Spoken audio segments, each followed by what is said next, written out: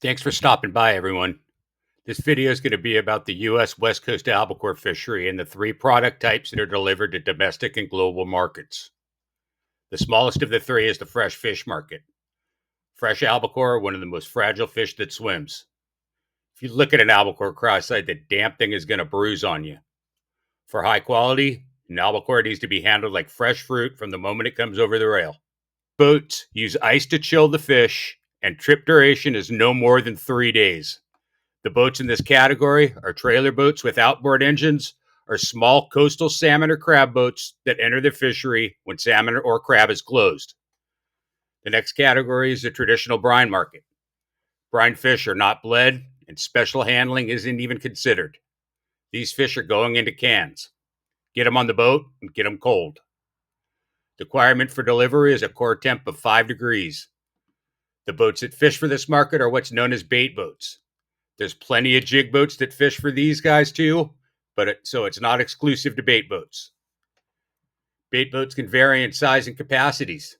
As a general rule, they hold from 20 to 80 tons of fish and have a large brine refrigeration system designed to handle large amounts of heat.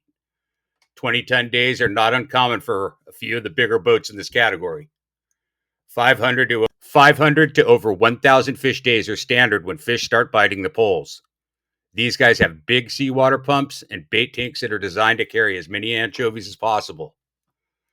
Crews consist of 3 to 8 guys, fishing with poles from the aft end of the boat and the rack. When everything is working like it should, a group of these guys can mop up an area of fish like a giant shop vac, leaving nothing but scales and empty salt bags in their wake.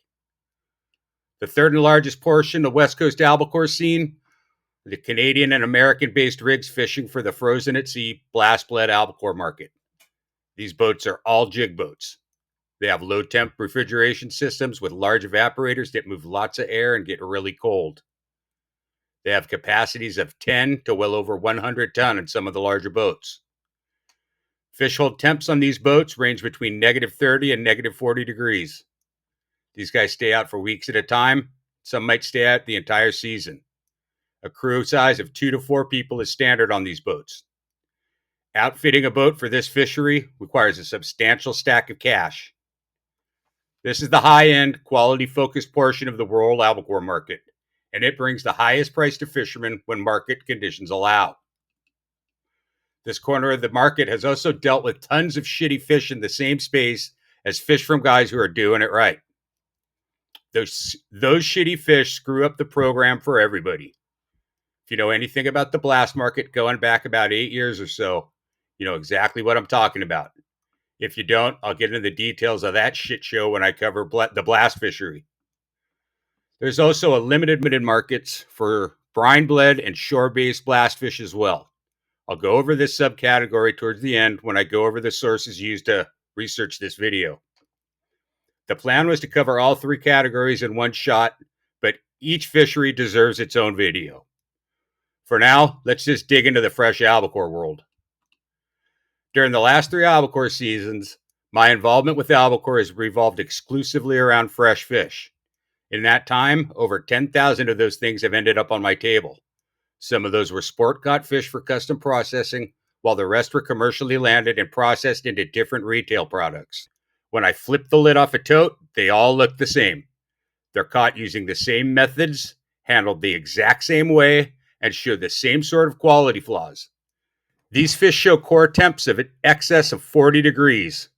That may sound high, but these temps fall within the HACCP guidelines for food safety. Some of these fish have been dead for only a few hours, so they're going to be a little warm.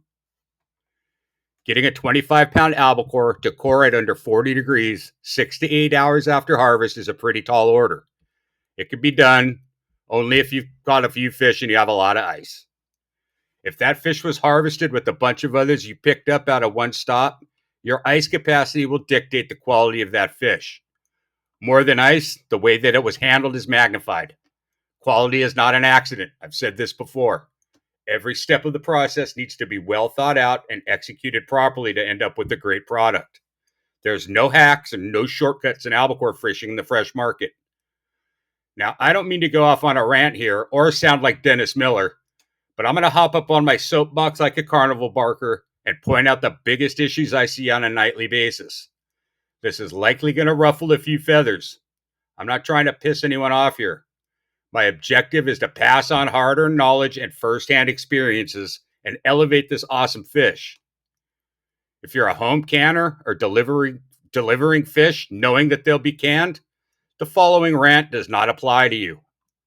If you're interested in objective fact and possibly learn a thing or two, hang around. It's widely understood that the key to success in this digital creator world is authenticity.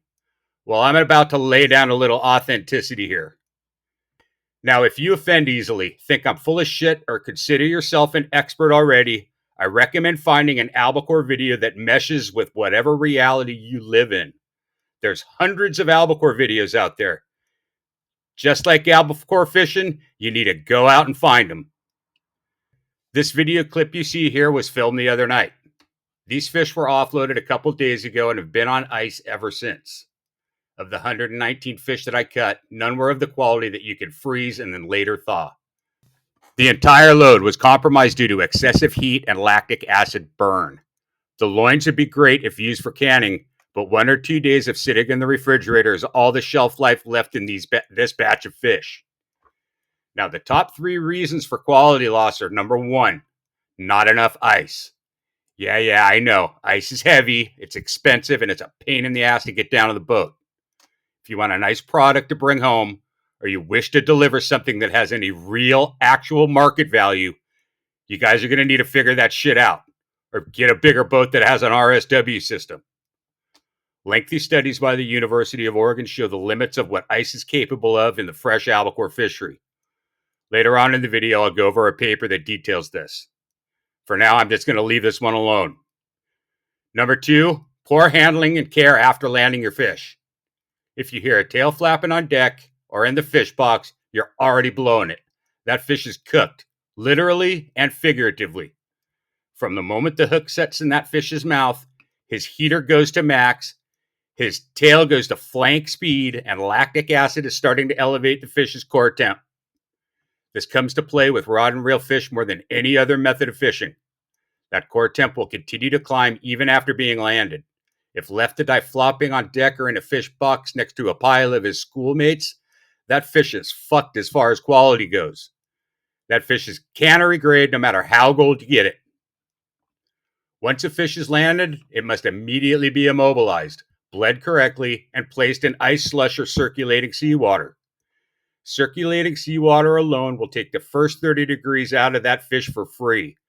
This must happen before attempting to catch another fish. The number of fish that you catch is more important than the quality you bring back to the dock. A soft cannery grade fish is what you're going to be bringing back home. I know from decades of firsthand experience in the charter and commercial fishing world, the chaos and excitement of big schools and wide open albacore fishing. The tendency to skip steps and get greedy is a real thing. If you want a high quality product, slow down. Fish with intent. Don't compromise your quality for numbers or bragging rights. Number 3, incorrect bleeding cut, or trying to bleed a dead fish. Just about every tote that I open, I see fish that have the throat cut right where the heart is. Proper bleeding is essential. Blood is heat. Rapid removal of the blood is crucial to heat transfer. If a fish or two have been flopping on deck while you ignored it so you can catch more, you don't need to bother bleeding it. You've blown it already and it's too late. Any damage to the heart or arteries near the heart are to be avoided at all costs. The heart is needed to pump the blood from every part of that fish. When breaking down a fresh albacore that has been properly bled, 0 blood will show on the cutting board. That's when you know you did that step right. So if you want fish that taste better and have a longer freezer life, slow down and do it right. Now, this part of my rant is laser focused for guys that sell their catch as a high-end product, not cannery fish. Let's suppose for a minute someone is eating fresh albacore for the first time, or a sashimi connoisseur has bought a fresh loin for a dinner party. The fish in these 2 examples could very well be one from your boat. Think about that for a second. Wouldn't you want that person to eat something that you worked hard at delivering and you could truly be proud of? knowing that you did everything possible to deliver that fish. How many corners did you cut? Think about that. Shitty fish have an impact on those trying to do it right. Do it correctly or don't do it at all. Or you could go sell your fish to a cannery or someone else who needs canning material. I'll get down off my soapbox now and finish up this fresh albacore. The highest quality, fresh sashimi grade albacore are going to come from a boat using refrigerated seawater, known as RSW. I was able to do this with my former boat and had great results. RSW brings control and consistency and excels where ice falls short.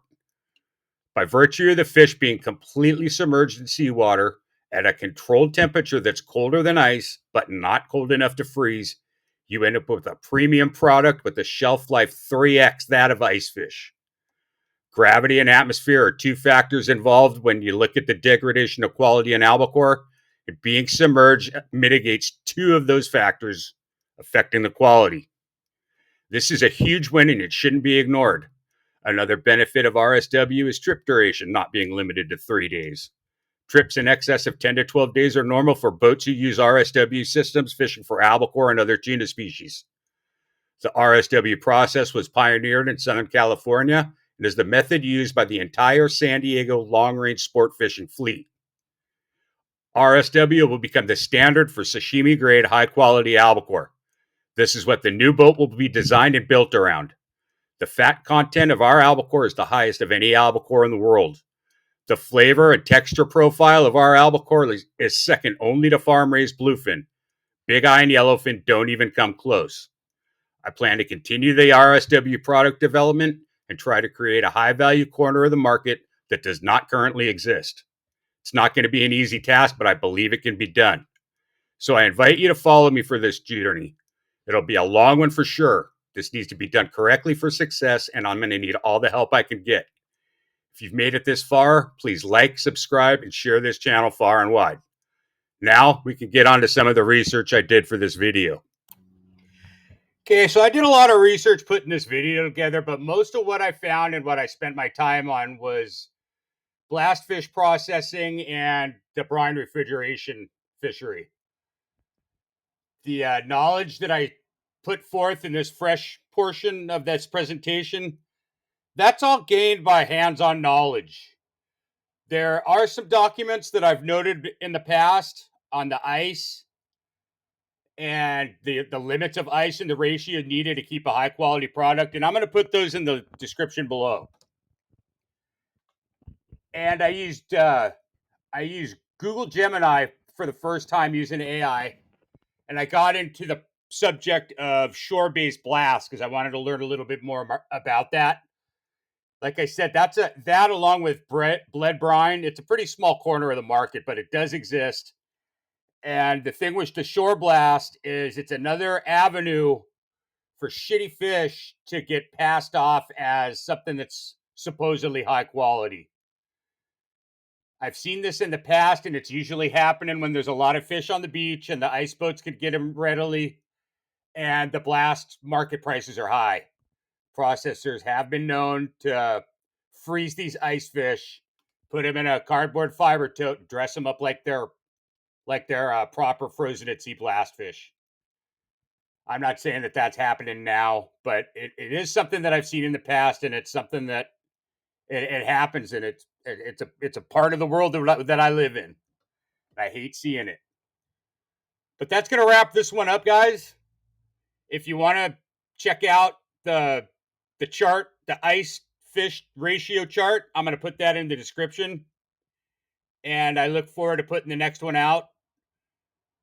That's another one where I'm going to try and use all of my own images. This presentation, all the pictures that you see, they're all mine that I've gathered recently and over the years.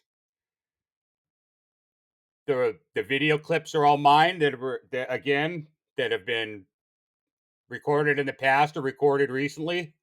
I'm going to do my best in the future to use as much of my own stuff as possible. And when I need to dip into YouTube or whatever AI finds for me to make the point that I'm trying to make across, I'll do that, but I'll make sure that I give credit where credit's due.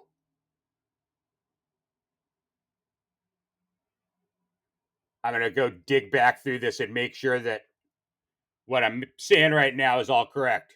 All of this work is my own. Nobody helped me do it. Like that.